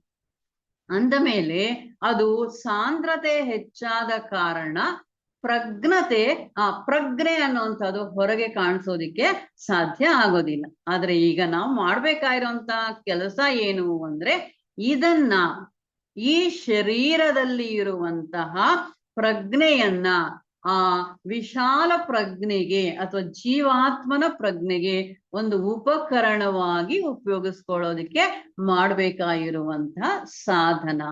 ಅಂದ್ರೆ ನಾವು ಏನ್ ಮಾಡ್ಬೇಕು ಮೊದಲಲ್ಲಿ ಅಂದ್ರೆ, ಈಗ ನಾವೆಲ್ಲ ಅರ್ಥ ಮಾಡ್ಕೊಂಡಿರುವಂತದ್ದು ಏನು ಅಂದ್ರೆ ಈ ಶರೀರಾನೇ ನಾನು ಅಂತ.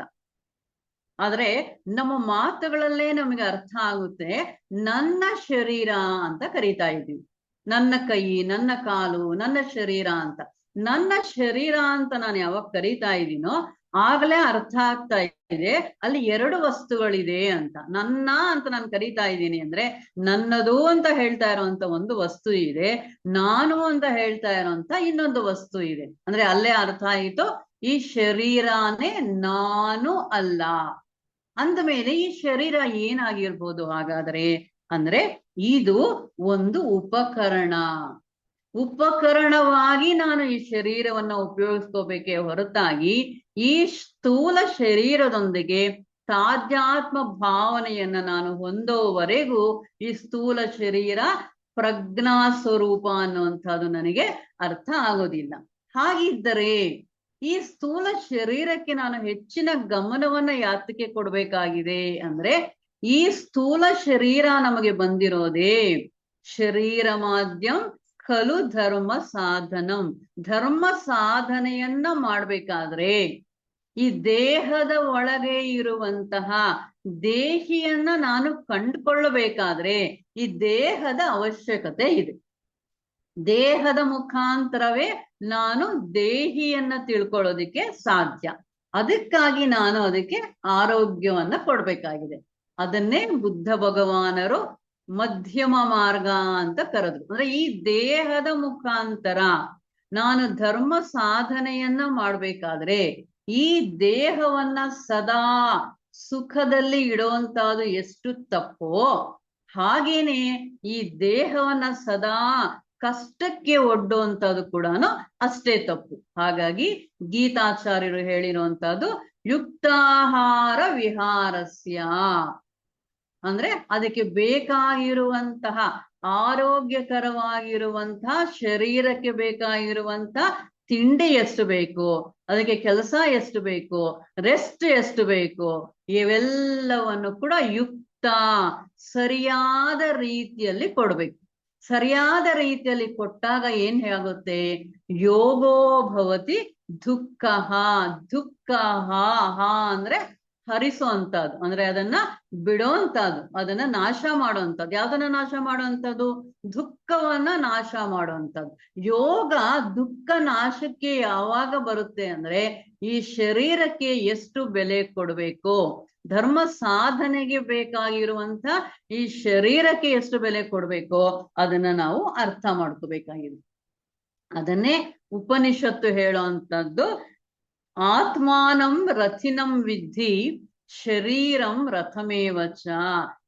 ಈಗ ಜಗನ್ನಾಥನ ರಥಯಾತ್ರೆ ನಡೀತಾ ಇರೋಂತ ಒಂದು ಸಮಯ. ಆ ರಥಕ್ಕೆ ಬೆಲೆ ಯಾವಾಗ ಬರುತ್ತೆ, ರಥ ಹೇಗಿರಬೇಕು ಎಲ್ಲರಿಗೂ ನಮ್ಗೆ ಚೆನ್ನಾಗಿ ಅರ್ಥ ಆಗುತ್ತೆ. ರಥಕ್ಕೆ ಬೆಲೆ ಯಾವಾಗ ಬರುತ್ತೆ ಅಂದ್ರೆ ಆ ರಥದಲ್ಲಿ ಜಗನ್ನಾಥನು ಇದ್ದಾನೆ ಅನ್ನುವಂತಹ ಅರಿವು ನಮ್ಮಲ್ಲಿ ಇದ್ದಾಗ ಮಾತ್ರವೇ ರಥಕ್ಕೆ ಬೆಲೆ. ಎಷ್ಟೆಲ್ಲ ಕಷ್ಟಪಟ್ಟು ದೂರದ ವಿದೇಶಗಳಿಂದ ಬಂದಿರುವಂತವ್ರು, ದೂರದ ರಾಜ್ಯಗಳಿಂದ ಬಂದಿರುವಂತವ್ರು ಜಗನ್ನಾಥನ ರಥಯಾತ್ರೆಯಲ್ಲಿ ಪಾಲ್ಗೊಳ್ಳೋದಿಕ್ಕೆ ಯಾಕೆ ಪ್ರಯತ್ನ ಮಾಡ್ತಾ ಇದ್ದಾರೆ ಅಂದ್ರೆ ಬರೀ ರಥಕ್ಕಾಗಿ ಅಲ್ಲ. ರಥಕ್ಕೆ ಬೆಲೆ ಬಂದಿರೋದು ಯಾವಾಗ ಅಂದ್ರೆ ರಥದಲ್ಲಿ ಇರುವಂತಹ ಜಗನ್ನಾಥನಿಗಾಗಿ. ಅಂದ್ರೆ ಈ ರಥ ಇರೋದು ಯಾತಕ್ಕೆ, ಶರೀರಂ ರಥಮೇವಚ ಆತ್ಮಾನಂ ರಥಿನಂ ವಿದ್ಧಿ. ಆ ರಥದಲ್ಲಿ ಕುಳಿತಿರುವಂತಹವನು ಯಾರು ಅಂದ್ರೆ ಜಗನ್ನಾಥ ಆತ್ಮ. ಆತ್ಮ ನನ್ನ ಶರೀರ ಅನ್ನುವಂತಹ ರಥದಲ್ಲಿ ಕುಳಿತಿದ್ದಾನೆ ಅಂದ ಮೇಲೆ ನನ್ನ ಶರೀರ ಯಾವ ರೀತಿ ಇರಬೇಕು ಅನ್ನುವಂಥದ್ದು ಮುಖ್ಯವಾಗಿರುವಂತಹ ಅಂಶ.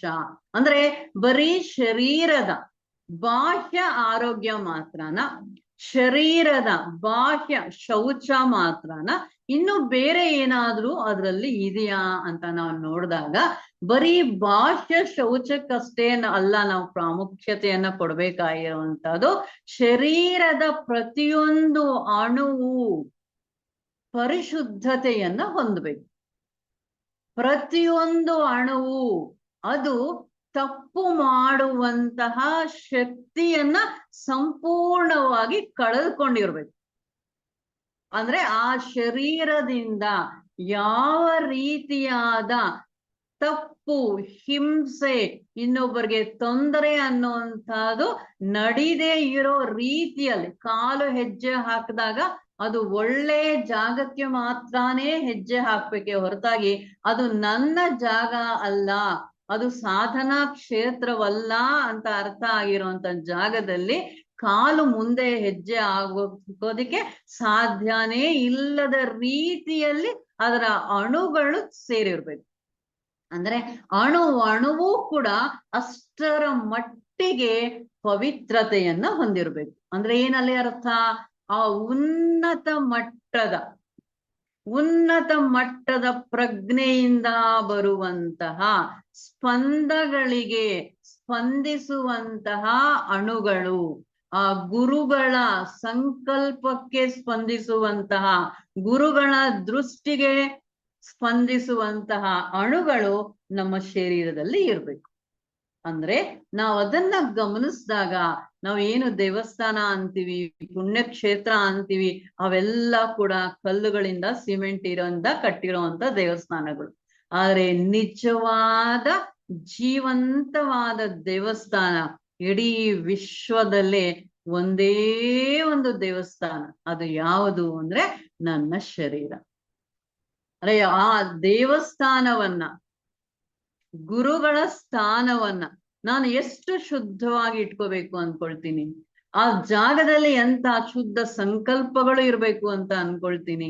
ಗುರುಗಳು ನೆಲೆ ನಿಲ್ಲಬೇಕಾದರೆ, ಪರಮ ಚೈತನ್ಯಾಲೆ ನೆಲೆ ನಿಲ್ಲಬೇಕಾದ್ರೆ ಯಾವ ರೀತಿಯಾದ ಪವಿತ್ರತೆಯನ್ನ ನಾನು ಕಾಪಾಡ್ಬೇಕು ಅಂತ ಅನ್ಕೊಳ್ತೀನಿ. ಅಂತಹ ಪವಿತ್ರತೆಯನ್ನ ಕಾಪಾಡ್ಕೋಬೇಕು. ಬರೀ ಸ್ಥೂಲವಾಗಿ ಅಲ್ಲ, ಅಣುವಿನಲ್ಲೂ ಕೂಡ. ಅಂದ್ರೆ ನಾವು ಉಪಯೋಗಿಸುವಂತಹ ಆಹಾರ, ಸಾತ್ವಿಕ ಆಹಾರದೊಂದಿಗೆ ಆ ಆಹಾರವನ್ನ ಸಂಪಾದನೆ ಮಾಡುವಂತದ್ದು ಕೂಡ ಅಷ್ಟೇ ಧಾರ್ಮಿಕ ರೀತಿಯಲ್ಲಿ ಇರ್ಬೇಕು. ಇನ್ನೊಬ್ಬರಿಗೆ ನೋವು ಕೊಟ್ಟು, ಇನ್ನೊಬ್ಬರ ಕಣ್ಣೀರನ್ನ ಸುರಿಸಿ ನಮ್ಮ ಸಂಪಾದನೆಯಿಂದ ತಂದಿರುವಂತಹ ಆಹಾರ ಎಂದಿಗೂ ನಮ್ಮ ದೇಹದ ಅಣುಗಳನ್ನ ಸೂಕ್ಷ್ಮವಾಗಿ ಮಾಡೋದಿಕ್ಕೆ ಸಾಧ್ಯ ಇಲ್ಲ. ಅಂದ್ರೆ ಈ ಶರೀರ ಓಡಾಡ್ಬೇಕಾದ್ರೂ ಕೂಡ, ಹೋಗ್ಬೇಕಾಗಿರುವಂತ ಸ್ಥಳಗಳಿದ್ರು ಕೂಡ ಅದರ ಕಡೆ ನಮ್ಮ ಗಮನ ಇರ್ಬೇಕು. ಆ ಒರಟಾದ ಸ್ಪಂದಗಳಿಗೆ ನಾವು ಹೋಗೊಟ್ಟಷ್ಟು ನಾವು ಪರಿಶುದ್ಧತೆಯನ್ನ ಕಾಪಾಡೋದಿಕ್ಕೆ ಸಾಧ್ಯ ಇಲ್ಲ. ಅಂದ್ರೆ ಆಕೃತಿಯಲ್ಲಿ ಶರೀರ ಇದ್ದು ನಮ್ಮ ಪ್ರಕೃತಿ ಮೃಗ ಪ್ರಕೃತಿ ಇದ್ರೆ ಯಾವ ರೀತಿಯಲ್ಲೂ ಈ ಶರೀರವನ್ನ ನಾವು ಧರ್ಮಬದ್ಧವಾಗಿ ಪರೋಪಕಾರಾರ್ಥಂ ಇದಂ ಶರೀರಂ, ಈ ಶರೀರ ನಮ್ಗೆ ಬಂದಿರೋಂಥದ್ದೇ ಇನ್ನೊಬ್ಬರಿಗೆ ಸೇವೆ ಮಾಡೋದಿಕ್ಕೆ. ಸೇವೆಯೇ ಶರೀರದ ಧರ್ಮ. ಆ ಸೇವೆ ಹೇಗಿರ್ಬೇಕು? ತ್ಯಾಗ ರೂಪವಾದ ಸೇವೆ. ಸೇವೆ ಮಾಡ್ತಾ ಮತ್ತೆ ಇನ್ಯಾವುದೋ ಫಲ, ನನ್ನನ್ನು ಮೆಚ್ಕೋಬೇಕು ಅಂತಲೋ, ನನ್ನನ್ನು ಒಪ್ಕೋಬೇಕು ಅಂತಲೋ, ಈ ಕೆಲಸ ಚಿಕ್ಕದು ಅಂತಲೋ, ಆ ಕೆಲಸ ದೊಡ್ಡದು ಅಂತಲೋ, ಆ ರೀತಿಯಿಂದ ನಾವು ಈ ಶರೀರದಿಂದ ಸೇವೆ ಮಾಡಿದ್ರೆ ಮತ್ತೆ ಅದು ಸರ್ವಥಾ ಉತ್ಕೃಷ್ಟವಾದ ಸೇವೆ ಅಂತ ಅನ್ನಿಸ್ಕೊಳ್ಳೋದಿಕ್ಕೆ ಸಾಧ್ಯ ಇಲ್ಲ. ನಾನ್ ಮಾಡ್ತಾ ಇರೋಂಥದ್ದು, ಈ ಶರೀರದ ಮುಖಾಂತರ ಮಾಡ್ತಾ ಇರೋಂಥದ್ದು ಗುರುಗಳ ಕೆಲಸ. ಗುರುಗಳ ಕೆಲಸ ಅನ್ನುವಂಥದ್ದು ನನಗೆ ಅರ್ಥ ಆದಾಗ, ಗುರುಗಳ ಕೆಲಸದಲ್ಲಿ ಚಿಕ್ಕ ಕೆಲಸ ದೊಡ್ಡ ಕೆಲಸ ಅಂತ ಇರೋದಿಕ್ಕೆ ಸಾಧ್ಯ ಇಲ್ಲ. ನಾನು ಮಾಡ್ತಾ ಇದ್ದೀನಿ ಅನ್ಕೊಂಡ್ರೇನೆ ಅದು ಚಿಕ್ಕ ಕೆಲಸ ದೊಡ್ಡ ಕೆಲಸ ಅಂತ ಆಗುವಂಥದ್ದು. ಗುರುಗಳು ಈ ಶರೀರವನ್ನ ಒಂದು ಉಪಕರಣವಾಗಿ ಉಪಯೋಗಿಸ್ಕೊಳ್ತಾ ಇದ್ದಾರೆ. ಅದು ಅವರಿಗೆ ಅನಿವಾರ್ಯ ಅಲ್ಲ, ಇದು ನನಗೆ ಸಿಕ್ಕಿರುವಂತ ಆಶೀರ್ವಾದ. ಸದಾ ನಮ್ಮ ಶರೀರದ ಪ್ರತಿಯೊಂದು ಅಣುವಿಗೂ ಅರ್ಥ ಆಗ್ಬೇಕಾಗಿರುವಂತ ಅಂಶ. ನಾನಲ್ದೆ ಇದ್ರೆ ಇನ್ನೊಬ್ರು. ಅಂದ್ರೆ ಆ ಗುರುಗಳು ಈ ಶರೀರವನ್ನ ಸೇವೆಗಾಗಿ ಉಪಯೋಗಿಸ್ಕೊಳ್ತಾ ಇದ್ದಾರೆ ಅಂದ್ರೆ ಅವರ ಅನುಗ್ರಹ, ಅವರ ಆಶೀರ್ವಾದ. ಈ ಶರೀರ ಒಂದು ಸಾರ್ಥಕತೆಯನ್ನ ಪಡೆಯೋದಿಕ್ಕಾಗಿ ಗುರುಗಳು ನನ್ಗೆ ಕೊಟ್ಟಿರುವಂತಹ ಒಂದು ಅವಕಾಶ ಅನ್ನುವಂಥದ್ದು ನಮ್ಮ ಸದಾ ಅರಿವಿಗೆ ಇರ್ಬೇಕು. ಈಗ ಸೈನ್ಸ್ ಕೂಡ ಒಪ್ಕೊಳ್ತಾ ಇದೆ. ಏನ್ ಒಪ್ಕೊಳ್ತಾ ಇದೆ? ಇಲ್ಲಿವರೆಗೂ 7 ವರ್ಷಗಳಿಗೊಮ್ಮೆ ಇಡೀ ನಮ್ಮ ಶರೀರದ ಪ್ರತಿಯೊಂದು ಅಣುವು ಬದಲಾವಣೆಯಾಗಿ ಹೊಸ ಶರೀರ ಬರುತ್ತೆ ಅಂತ.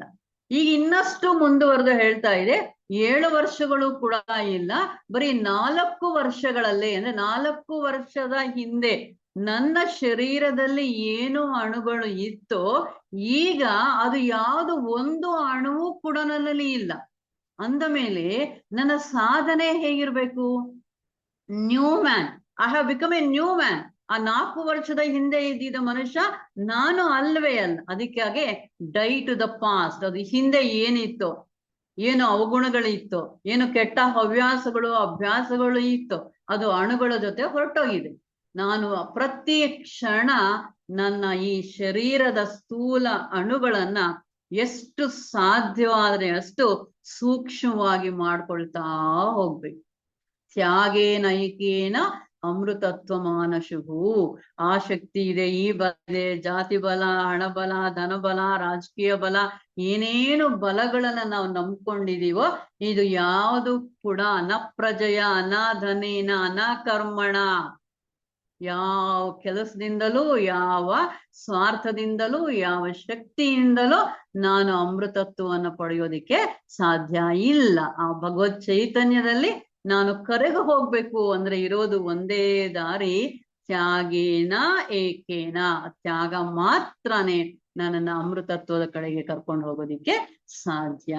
ಇದು ಸ್ಥೂಲ ಶರೀರ ಬರೀ ತ್ಯಾಗರೂಪವಾದ ಸೇವೆಗಾಗಿ, ಅಂದ್ರೆ ಸೇವೆಯಲ್ಲಿ ಯಾವ ರೀತಿಯಾದ ಸ್ವಾರ್ಥ ಭಾವನೆಯೂ ಇಣಕಿ ನೋಡದ ರೀತಿಯಲ್ಲಿ ಗುರುಗಳಿಗಾಗಿ ಅಂತ ಮಾಡೋದನ್ನ ಕಲಿತಾಗ, ಒಂದೊಂದು ಅಣಿವು ಗುರುಗಳ ಸಂಕಲ್ಪಕ್ಕೆ ಶ್ರುತಿಗೊಳಿಸಿದಾಗ ನಮ್ಮ ಆ ಸ್ಥೂಲ ಶರೀರವನ್ನ ನಾವು ಉನ್ನತಾತ್ಮನ ಪ್ರಜ್ಞೆಯಲ್ಲಿ ವಿಲೀನಗೊಳಿಸೋದಿಕ್ಕೆ ಸಾಧ್ಯ ಆಗುತ್ತೆ. ಇನ್ನು ಮುಂದಕ್ಕೆ ನೋಡ್ತಾ ಹೋದಾಗ ನಮ್ಗೆ ಇನ್ನ ಕಾಮ ಶರೀರ, ದೇಹಾತ್ಮದಲ್ಲಿ ಇನ್ನೊಂದು ಭಾಗ. ಇದು ಸ್ಥೂಲ ಶರೀರಕ್ಕಿಂತಲೂ ಸೂಕ್ಷ್ಮವಾಗಿರುವಂತಹ ಭಾಗ.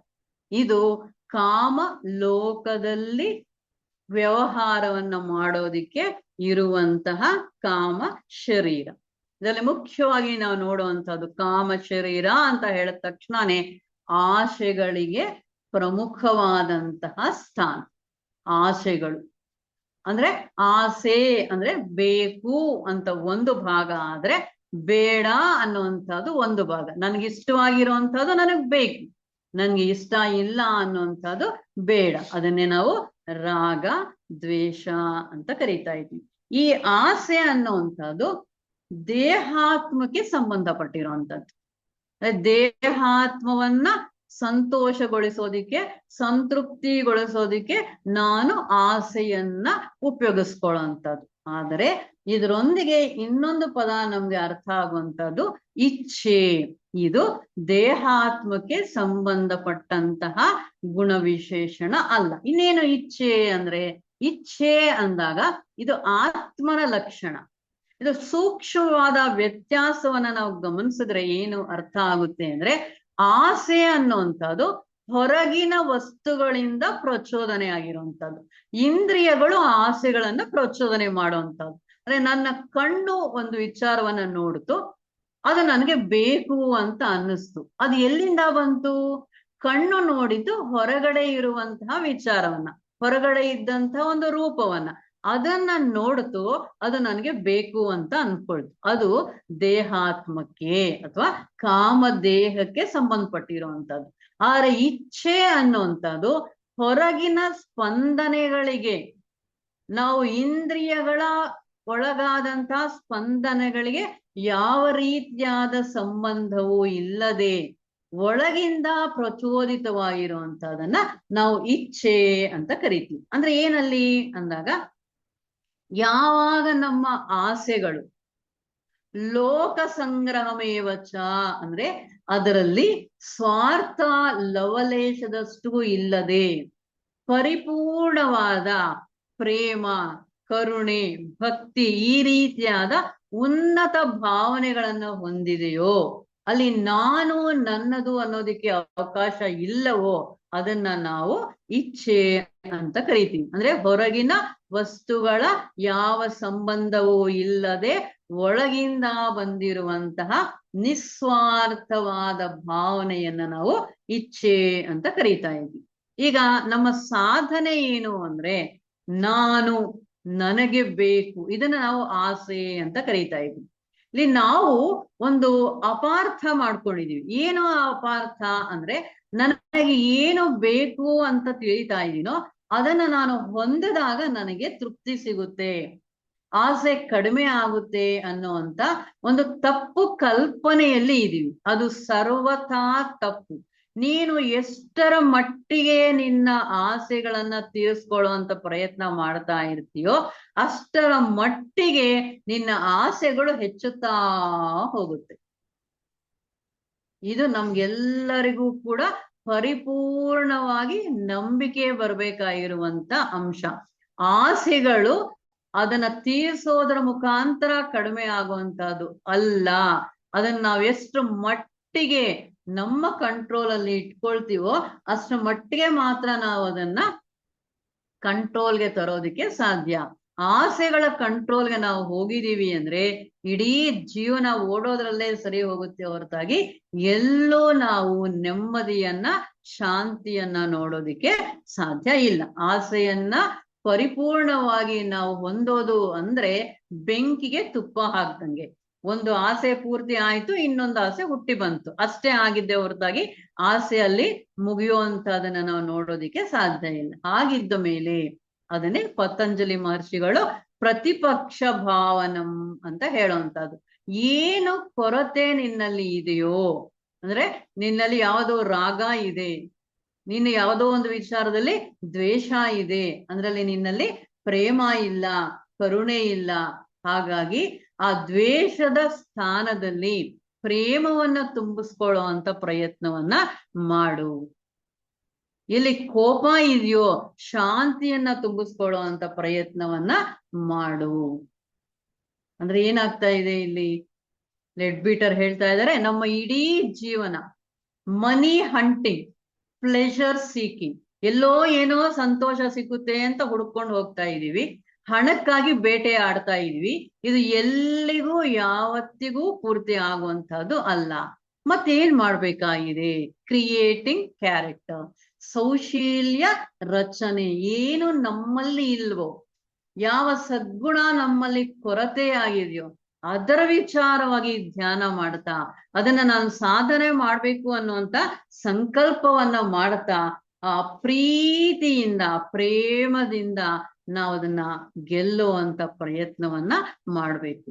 ಒಂದು 10 ನಿಮಿಷಗಳ ಕಾಲ ಕೋಪ 48 ಗಂಟೆಗಳ ಕಾಲ ನಮ್ಮ ಕಾಮದೇಹವನ್ನ ಹಾಳು ಮಾಡುತ್ತೆ.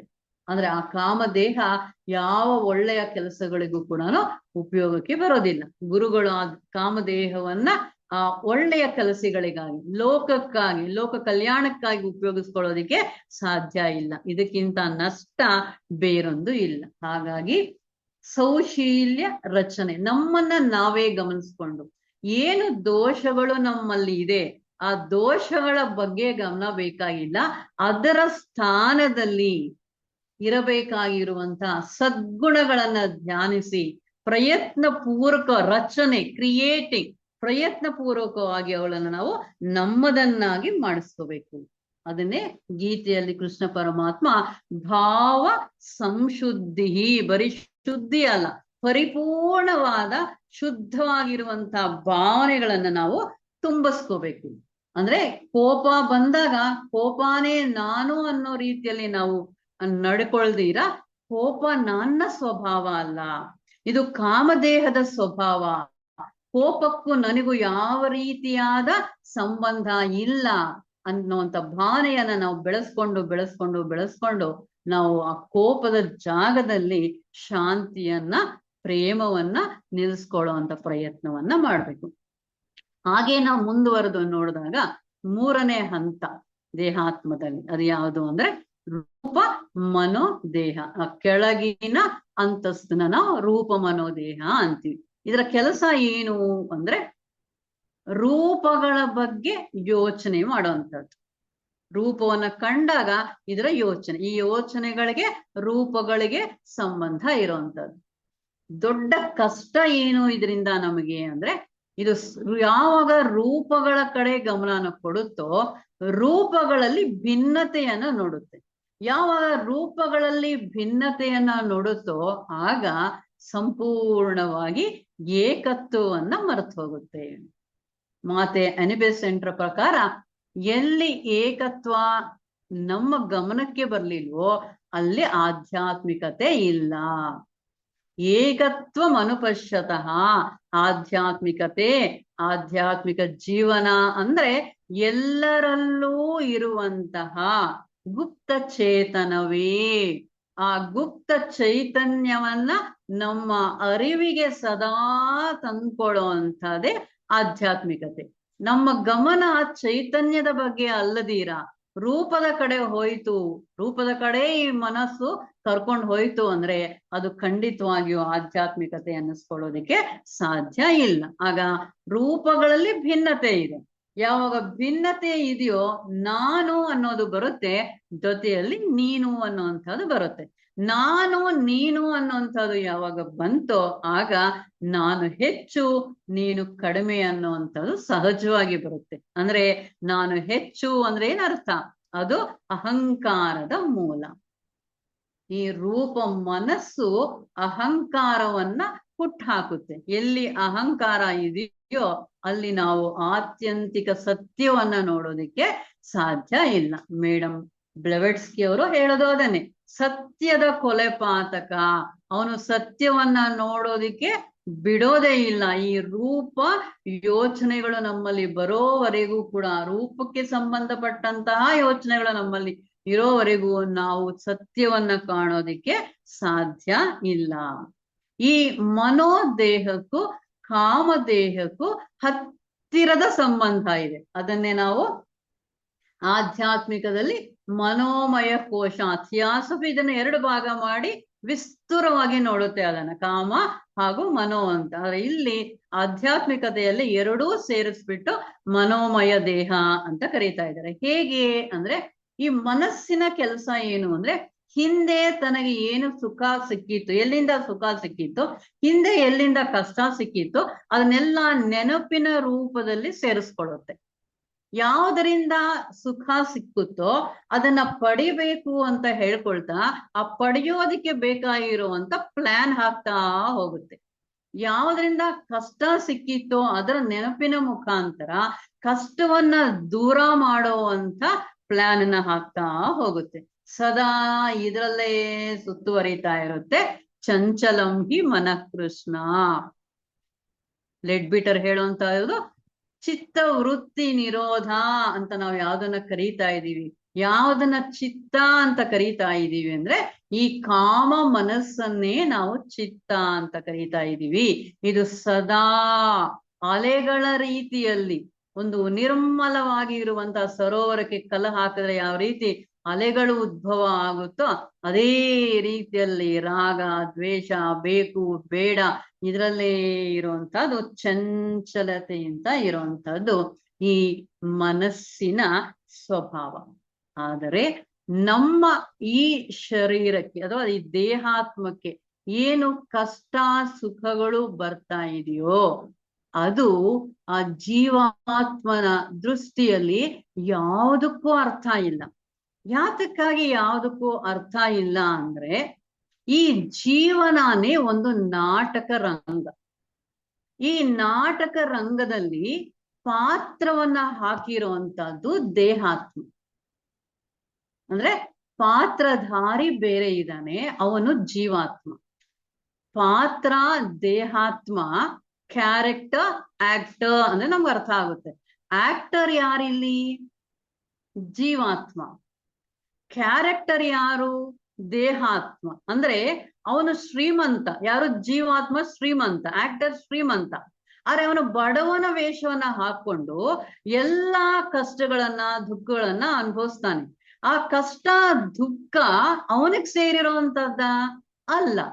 ಯಾವ ರೀತಿಯಾದ ಕಷ್ಟ ಆಗ್ಲಿ, ದುಃಖ ಆಗ್ಲಿ, ಸುಖ ಆಗ್ಲಿ ಯಾವುದೂ ಕೂಡ ಪಾತ್ರಧಾರಿಗೆ ಸಂಬಂಧ ಇಲ್ಲ. ಸಂಬಂಧ ಇರುವಂತದ್ದು ಪಾತ್ರಕ್ಕೆ ಮಾತ್ರ. ಅಂದ್ರೆ ನಮಗೆ ನೆನಪಲ್ಲಿ ಇರ್ಬೇಕಾಗಿರುವಂತದ್ದು ಏನು ಅಂದ್ರೆ ಈ ಕರ್ಮ ಬಂಧನದಿಂದ ಬಂದಿರುವಂತಹ ಕಷ್ಟ ಆಗಿರ್ಬೋದು, ಸುಖ ಆಗಿರ್ಬೋದು, ಇದು ಶಾಶ್ವತವಲ್ಲ. ಇದು ದೇಹಾತ್ಮಕ್ಕೆ ಸಂಬಂಧಪಟ್ಟಿರುವಂತದ್ದು. ನಾನೇ ಶಾಶ್ವತ ಅಲ್ಲ ಅಂದ ಮೇಲೆ, ಇನ್ನೊಂದ್ಸಲ, ನಾನೇ ಶಾಶ್ವತ ಅಲ್ಲ ಅಂದ ಮೇಲೆ ನನಗೆ ಬಂದಿರುವಂತ ದುಃಖ ಆಗ್ಲಿ, ಕಷ್ಟ ಆಗ್ಲಿ, ಸುಖ ಆಗ್ಲಿ, ಸಂತೋಷ ಆಗ್ಲಿ, ಅದ್ಯಾವುದೂ ಶಾಶ್ವತವಾಗಿರೋದಿಕ್ಕೆ ಸಾಧ್ಯ ಇಲ್ಲ. ಜೀವಾತ್ಮನಿಗೂ ಈ ಕಷ್ಟ ಸುಖಗಳಿಗೂ ಯಾವ ರೀತಿಯಾದ ಸಂಬಂಧ ಇಲ್ಲ ಅನ್ನುವಂತ ಅರಿವು ನಮ್ಗೆ ಸದಾ ಇರ್ಬೇಕು. ಈ ಕಷ್ಟಗಳು ಬಂದಿರೋದು ಯಾತಕ್ಕಾಗಿ? ದುಃಖ ಬಂದಿರೋ ಸುಖದಲ್ಲಿ ನಾವೇನು ಕಲಿಯೋದಿಲ್ಲ. ಮತ್ತೆ ಅನಿಬೆಸೆಂಟ್ರು ಹೇಳ್ತಾರೆ, ನನ್ನ ಜೀವನದ ಯಾವ ಅನುಭವವನ್ನ ನೀವು ಕೇಳಿದ್ರು ನಾನು ನಿಮಗೆ ಕೊಟ್ಬಿಡ್ತೀನಿ, ಆದ್ರೆ ದುಃಖದ ಅನುಭವಗಳನ್ನ ನಾನು ನಿಮ್ಗೆ ಕೊಡೋದಿಲ್ಲ.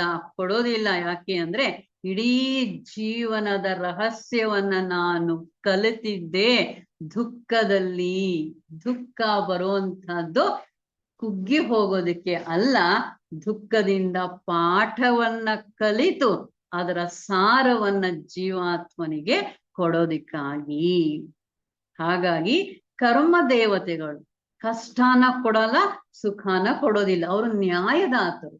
ಕಷ್ಟ ಸುಖ ಬಂದಿದೆ ಅಂದ್ರೆ ಹಿಂದಿನ ನಮ್ಮ ದುಷ್ಟ ಹಾಗೂ ಸತ್ ಪ್ರವರ್ತನೆಗಳ ರೂಪಗಳು ಅಷ್ಟೇ. ಆದ್ರೆ ಅದನ್ನ ಕೊಟ್ಟಿರುವಂತಹದ್ದು ಈ ಜನ್ಮಕ್ಕೆ. ಈ ಕಷ್ಟ ಆಗ್ಲಿ ಈ ಸುಖ ಆಗ್ಲಿ ಯಾತಕ್ಕೆ ಕೊಟ್ಟಿದ್ದಾರೆ ಅಂದ್ರೆ ನಾವು ಕಲಿಬೇಕಾಗಿರುವಂತಹ ಪಾಠಗಳನ್ನ ಕಲಿಯೋದಿಕ್ಕೆ. ಉಪರತಿ ತಿತಿಕ್ಷೆ, ಕಷ್ಟ ಸಹಿಷ್ಣುತೆ. ಚೆನ್ನಾಗಿದೆ. ಕಷ್ಟ ಸಹಿಷ್ಣುತೆ. ಬಂದಿರುವಂತಹ ಕಷ್ಟವನ್ನ ಸಹಿಸಿ ಆ ಕಷ್ಟದಲ್ಲಿ ನೀನು ಏನು ಪಾಠವನ್ನ ಕಲಿಬೇಕಾಗಿದೆ, ಆ ಕಷ್ಟದಲ್ಲಿ ಇನ್ನೊಬ್ಬರು ನರಳುತ್ತಾ ಇರುವಂತವರಿಗೆ ನೀನು ಯಾವ ರೀತಿಯಲ್ಲಿ ಸೇವೆ ಮಾಡ್ಬೇಕಾಗಿದೆ, ಯಾವ ರೀತಿಯಲ್ಲಿ ಅವರಿಗೆ ಸಾಂತ್ವನ ನೀಡಬೇಕಾಗಿದೆ, ಯಾವ ರೀತಿಯಲ್ಲಿ ಅವರ ಕಣ್ಣೀರನ್ನ ಒರೆಸ್ಬೇಕಾಗಿದೆ, ಅದರ ಬಗ್ಗೆ ನಿನ್ನ ಗಮನ ಹೋಗ್ಬೇಕೆ ಹೊರತಾಗಿ ನೀನು ಕುಗ್ಗೋದಿಕ್ಕಾಗಿ ಅಥವಾ ನಿನಗೆ ಬಂದಿರುವಂತಹ ಸನ್ನಿವೇಶವನ್ನ ದೂರೋದಿಕ್ಕಾಗಿ, ತೆಗಳೋದಿಕ್ಕಾಗಿ, ಬೈಯೋದಕ್ಕಾಗಿ ಅಲ್ಲ. ನಾವು ಕಷ್ಟಗಳನ್ನ ಕೊರಗಿ ಚಿಂತೆ ಮಾಡಿ ಇನ್ನಷ್ಟು ಹೆಚ್ಚು ಮಾಡ್ಕೊಳ್ತೀವಿ ಹೊರತಾಗಿ ಪಾಠವನ್ನ ಕಲ್ತಿಲ್ಲ. ಪಾಠ ಕಲ್ತಿಲ್ಲ ಅಂದ್ಮೇಲೆ ಇನ್ನೊಂದ್ಸಲ ಪಾಠ ಕಲಿಯುವಂತ ಸಂದರ್ಭ ಬರಲೇಬೇಕಾಗುತ್ತೆ. ಹಾಗಾಗಿ ಪಾಠವನ್ನ ಕಲಿಯುವಂತದ್ದೇ ಮುಖ್ಯವಾದ ಉದ್ದೇಶ. ಇದರಿಂದ ನಾವು ಹೊರಗೆ ಬರ್ಬೇಕಾದ್ರೆ ನಾವು ಮಾಡ್ಬೇಕಾಗಿರುವಂತಹದ್ದು ಏನು ಅಂದ್ರೆ ಈ ಮನಸ್ಸಲ್ಲಿ ಉದ್ಭವ ಆಗ್ತಾ ಇರುವಂತಹ ಯೋಚನೆಗಳು ನಾನು ಅಲ್ಲ. ಇದು ಮನೋಲೋಕದಲ್ಲಿ ಕೆಲಸ ಮಾಡ್ತಾ ಇರುವಂತ ಒಂದು ಉಪಕರಣ ಮೊದಲನೇದಾಗಿ.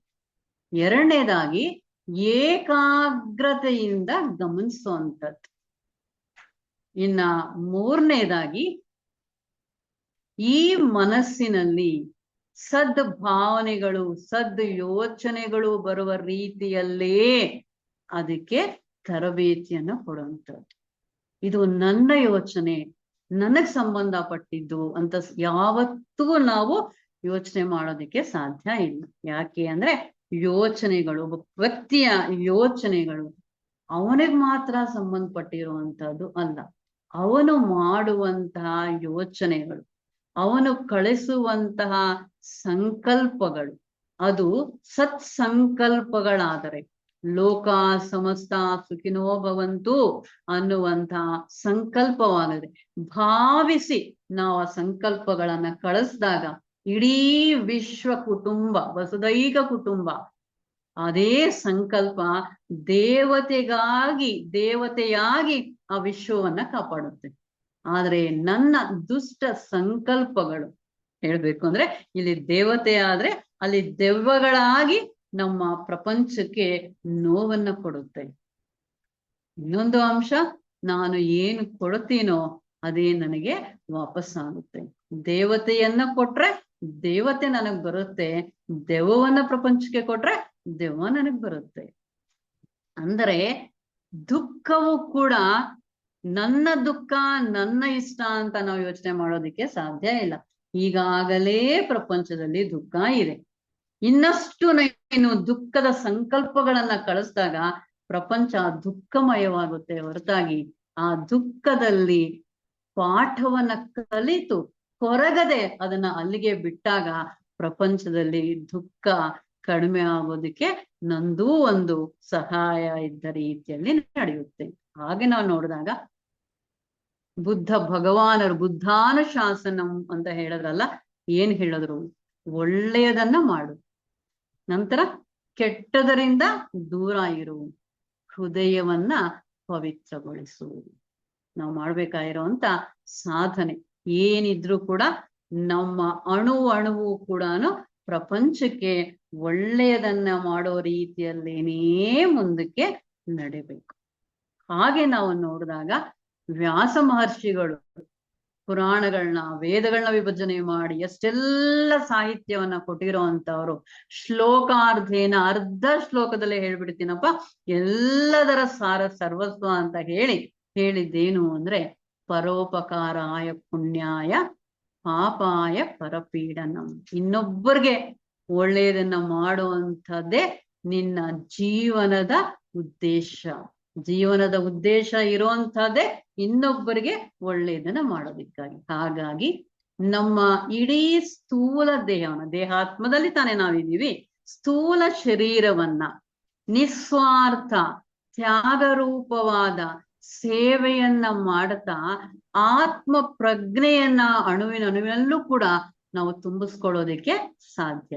ಅದೇ ರೀತಿಯಲ್ಲಿ ಈ ಕಾಮ ಶರೀರ ಉನ್ನತ ಸ್ಪಂದನೆಗಳಿಗೆ ಓಗೊಡುವಂತ ಶಕ್ತಿಯನ್ನ ಪಡೆದಾಗ ಬುದ್ಧಿಮಟ್ಟದ ಪ್ರಜ್ಞೆಗೆ ಇದು ಶ್ರುತಿಗೊಳಿಸಿ ಸದಾ ಪ್ರೇಮ ಸಂಕಲ್ಪಗಳನ್ನ ಪ್ರಪಂಚಕ್ಕೆ ಕಳಿಸೋದಿಕ್ಕೆ ಸಾಧ್ಯ.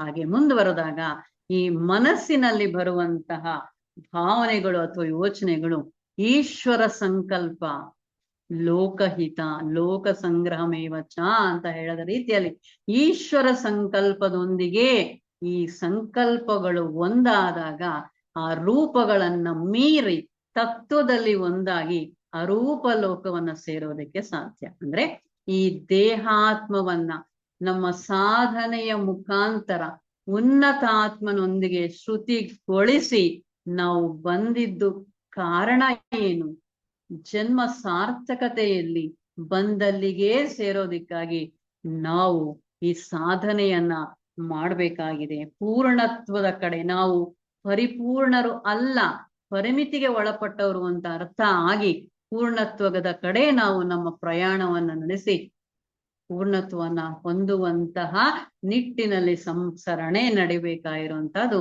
ದೇಹಾತ್ಮವನ್ನ ಉನ್ನತಾತ್ಮನೊಂದಿಗೆ ಸೇರಿಸುವಂತಹ ಕಾರ್ಯದಲ್ಲಿ.